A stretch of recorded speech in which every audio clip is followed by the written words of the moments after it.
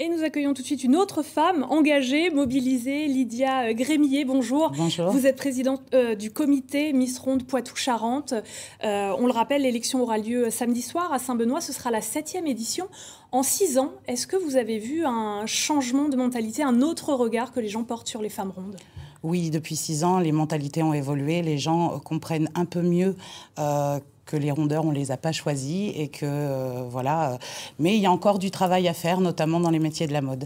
Justement, ces femmes qui viennent participer, qui viennent se présenter, quels sont le profil de ces femmes ? Vous me disiez, le but, c'est de s'assumer. C'est vraiment ça. C'est ça. Alors, il y a des femmes qui sont complexées par rapport au regard des autres, qui n'est pas toujours très positif, et qui font cette élection pour leur montrer que ça suffit. Il faut...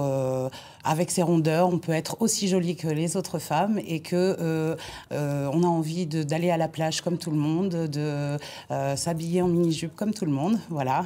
Pour les femmes qui nous écoutent, est-ce qu'il y a des critères à respecter pour postuler, pour s'inscrire à cette élection ? Donc, c'est 6 kilos au-dessus de sa taille. C'est des critères médicaux. À partir de 6 kilos au-dessus de sa taille, on est en surpoids. Il faut savoir que plus de 3 millions de Français sont en surpoids aujourd'hui. Donc, cette élection, en fait, elle parle à toutes les femmes.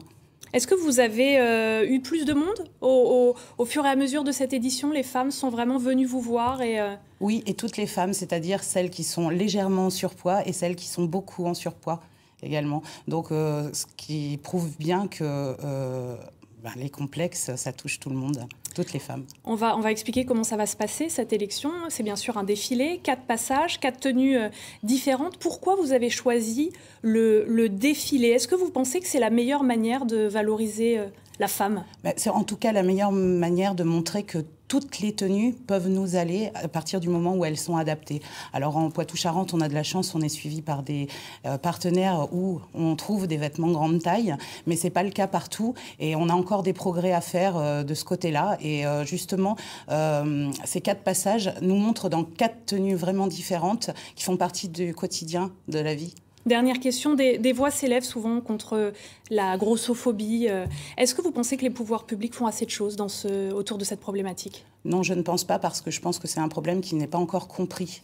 On a encore la vision que les gens qui sont ronds, c'est du laisser aller, alors que ce n'est pas forcément le cas, et qu'il y a des critères psychologiques, génétiques, et tout ça, ce n'est pas pris en compte. Merci beaucoup Lydia Grémillet d'avoir répondu à nos questions. Merci. Je le rappelle, l'élection Miss Ronde Poitou-Charentes se déroulera samedi à Saint-Benoît.